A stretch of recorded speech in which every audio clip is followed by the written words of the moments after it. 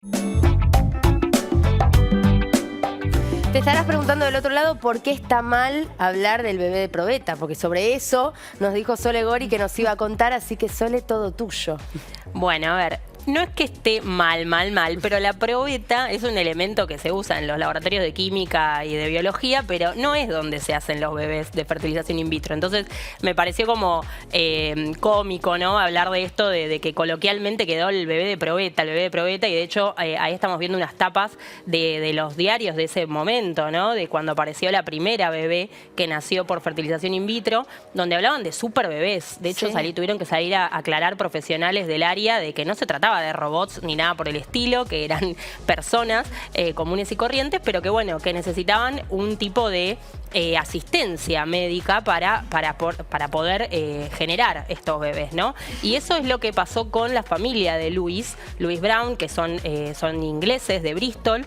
Leslie John eran los padres y después de 10 años de tratar de intentar lograr el embarazo, no lo lograban. Sí. Y en 1978, bueno, la madre sufre una depresión que hace que vaya a consultar justamente con un médico de cabecera, que termina encontrando que la razón es que no puede quedar embarazada. La manda a un ginecólogo que estaba trabajando en un equipo de personas que trabajaban en fertilización, que empezaban a hacer las primeras fertilizaciones, en verdad, empezaban a estudiarlo, y bueno, le ofrecen hacer este experimento, por decirlo de alguna manera, con ella, y ya venían trabajando en el tema, como les digo, fue después de 102 transferencias de intentos para poder lograr ese embarazo, no con la misma mujer, obviamente, que termina logrando el embarazo la mamá de Louis, que en verdad lo que tenía era una obstrucción en unos tubitos que conectan el ovario con el útero, y bueno, por la paroscopía pudieron conseguir un óvulo y poder hacer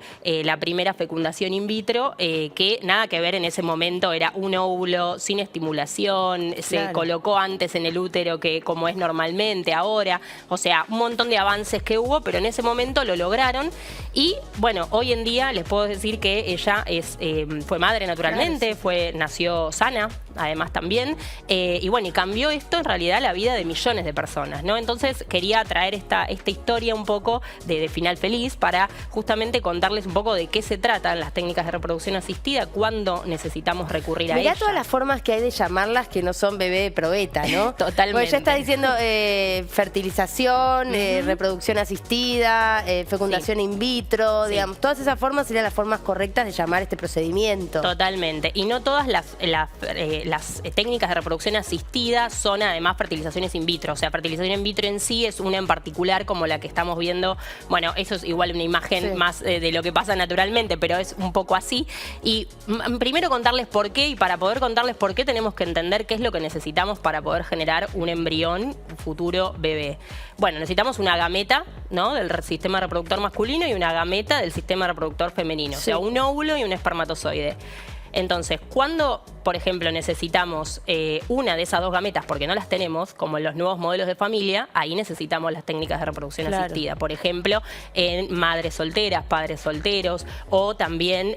o si tenés la imposibilidad de ser mamá o de ser papá. Bueno, digamos. pero en el primer caso sería más que nada si no tenés las gametas, y en ese caso es como más un tema no médico en sí, sino de nuevos modelos de familia, como te decía, que pueden ser dos mamás, dos papás. Necesitas otra gameta que no tenés en ese momento. Bueno, ahí tenés que ir a técnicas de reproducción asistida.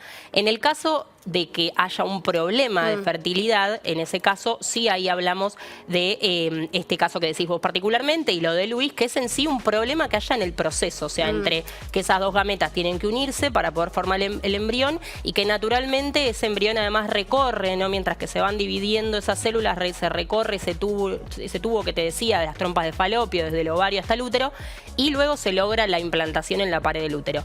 Todo ese proceso pueden fallar un montón de cosas. Entonces, ahí es donde las técnicas de reproducción asistida, dependiendo de qué causas son y cuál sea el paso que está mal o que no está funcionando bien, pueden llegar a ayudar. Obviamente uno no lo sabe a priori, ¿no? Muchas veces. Algunas otras veces sí, capaz te haces algún estudio, te ven una malformación uterina y te dicen, che, mirá, cuando quieras ser mamá, fíjate porque tenés un pequeño tabique. Bueno, ahí puede que uno ya sepa de antemano que quizás se le va a complicar. Pero la mayoría de las veces no lo saben. Y una de cada 7 parejas tiene problemas de fertilidad hoy en día. Entonces, ¿cómo podemos saberlo? Bueno, se considera que si después de un año de mantener relaciones sexuales frecuentes, y con esto digo 2-3 veces por semana, sin cuidarse obviamente, después de un año no se logra el embarazo, bueno, en ese caso se puede pensar en algún problema de fertilidad y tratar de ir a un especialista. Si la mujer tiene más de 35 años, se recomienda ir antes, no esperar ese año. Y también si tenemos eso, si ya sabemos que hay alguna malformación, alguna cuestión que puede llegar a dificultarlo, no esperar tanto tiempo. Pero de ese 15% de personas, de parejas, porque está bueno hablar de parejas infértiles, pues justamente se evalúan a ambos proveedores de gametas, por decirlo de alguna manera, de ese 15% hay un 5% que puede llegar a intentarlo igual 6 meses más y naturalmente quedar, y otro 10% que no va a poder, o sea, naturalmente no se va a dar. Y ahí es donde funcionan estas técnicas. Claro. Que hay de distintos tipos, hay de alta complejidad, de baja complejidad. La de baja complejidad más común es la inseminación artificial, y ahí la fecundación ocurre dentro de la mujer.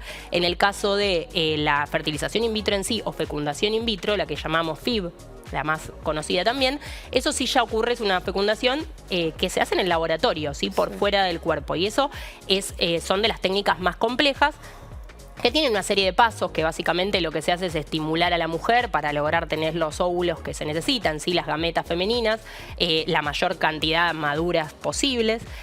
También obviamente se obtienen las gametas masculinas, ya sean de la pareja o de un donante. Se seleccionan, que ahí está el punto, ¿no? Es como que uno pone una lupa en cada uno de los pasos y puede llegar, lo que no se puede hacer naturalmente, uno puede llegar a decir, che, mirá, la calidad espermática acá no es tan buena, a ver, seleccionamos los que más rápido pueden moverse. Bueno, acá seleccionamos el óvulo solamente los maduros, no los que están inmaduros. Como que uno puede manipular un poco más las variables y entonces las chances de éxito suben. Que normalmente, de hecho, en cada ciclo la mujer tiene un 10 a un 20% de probabilidades de quedar embarazada, con lo cual tampoco es que es un montón. Claro. Pero en este procedimiento aumenta. Ese 10 o 15 o 20 aumenta. Claro, por ejemplo, llega a un 40% en el caso de, obviamente hablando de embriones que sean de buena calidad, se les llama. O sea, que morfológicamente tengan un buen aspecto que le da a entender al embriólogo que va a mantenerse vivo y que va a desarrollarse. Muchas veces no, eso es común también tener embriones que se forman anómalos, y es decir, que no continúan su crecimiento y que pueden dar una pérdida del embarazo, por ejemplo. O sea, implantarse pero dar una pérdida, o no implantarse nunca. Entonces eso llega a un 40% si se puede seleccionar un embrión de buena calidad. Puede llegar a ser un 70% si encima le hacemos un análisis genético y sabemos que es ok. No quiero dejar de mencionar una cosa también antes de cerrar, o cuando vos vayas cerrando, que es que digo, todo lo que estás planteando, lógico que es un recontraavance, y más desde hace 45 años cuando fue ese primer bebé, pero después está lo económico, ¿no? Digo, total. Que es un temón, porque son muy caros estos procedimientos también. Son muy caros, y en eso tengo que, bueno, era un poco como iba a cerrar la columna en sí, que es la ley que tenemos nosotros, la ley de fertilización asistida. Esta ley contempla que cualquiera puede tener la posibilidad, o sea, lo que hace es ampliar derechos, ¿no? El derecho a la fertilidad, que cualquiera de mayor de edad puede acceder a estos tratamientos y poder lograr el embarazo. Obviamente de personas que no pueden lograrlo de otra manera, ya sea por también no importa el estado civil ni tampoco la orientación sexual. Obviamente esa ley, que ya cumplió 10 años, al principio era demasiado amplia, después hubo que empezar a limitar algunas cosas, por ejemplo la edad de la mujer, porque la edad de la mujer también, cuanto más grande, más riesgo tiene de tener un embarazo complejo, ¿no? Entonces también hay un límite de edad, por ejemplo, es hasta 44 años con un óvulo propio, o hasta 51 con un óvulo donado, porque la edad materna es muy importante en el caso de la calidad de los óvulos. También la cantidad de intentos por año, o sea, hay un límite de intentos. Eso está todo en la página argentina.gov.ar, y para que también sepan que las obras sociales y las prepagas o el sistema público tienen que cubrirlo, esos intentos, porque es por ley. A veces cuesta un poco, por eso está bueno también decirlo. Y también saber que hay algunas técnicas que se pueden hacer que no tienen que ver en sí con...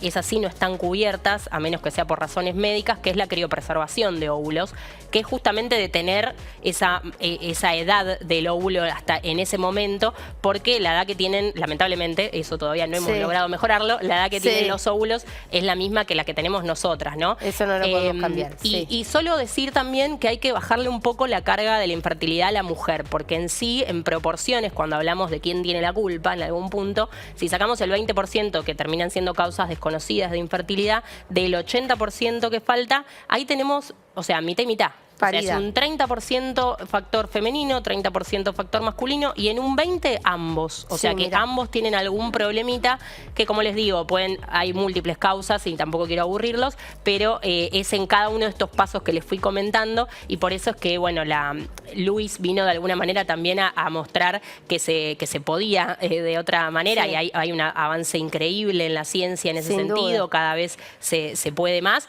y ya ya hacía 5 años que se creía que hay más de 8 millones de bebés nacidos por fertilización in vitro. En Argentina tuvimos en 1986 nuestros primeros mellizos tucumanos por fertilización in vitro y en ese momento era un 16% bueno, de y éxito. eso es por los mellizos. Generalmente, muchas veces son mellizos por esto de que de repente enganchan dos. Antes, antes lo que se hacía era transferir por el último paso después de hacer la fertilización, se transfiere obviamente al útero de la mujer y a veces por el que la tasa de éxito era baja, lo que se hacía era pasar varios embriones, se transferían. Entonces tenías posibilidades de tener embarazos múltiples. Hoy ya no se está haciendo mucho eso, se trata de transferir uno solo para evitar los embarazos de alto riesgo. Gracias, Sole. No, por favor, a ustedes.